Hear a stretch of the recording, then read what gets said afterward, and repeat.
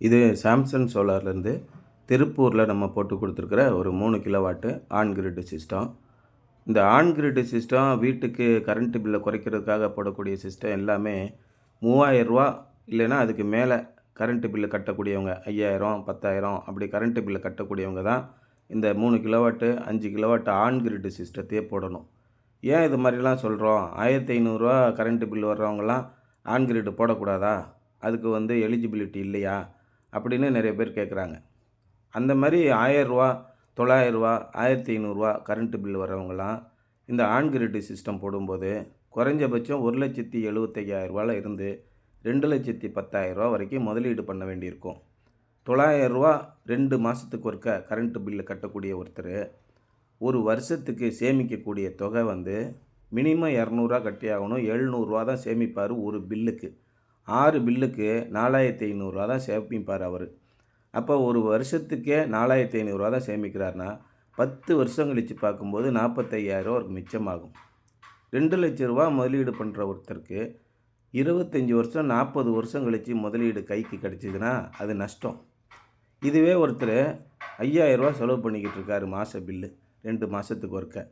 அவருக்கு ஒரு வருஷத்தில் பார்க்கும்போது ஒரு 6 பில்லு கட்டுவார். 30,000 அவர் பில்லு கட்டுவார்.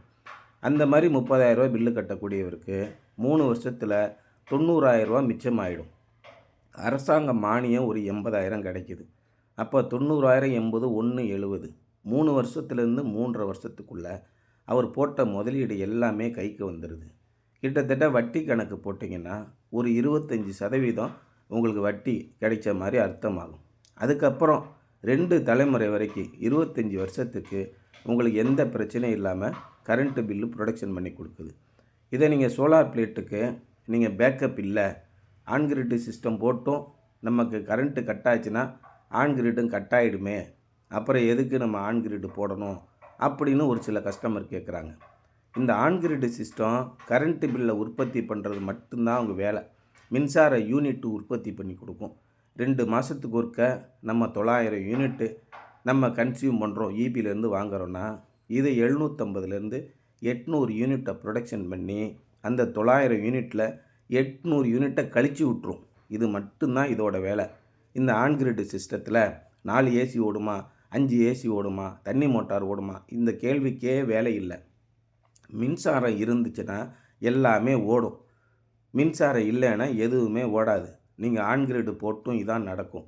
ஆன் கிரிட் சிஸ்டத்தோட முக்கியமான பணி என்னென்னா யூனிட்டுகளை உற்பத்தி பண்ணி யூனிட்டுக்கு யூனிட்டு 0 ஆக்கி விடுறது மட்டும்தான் வேலை.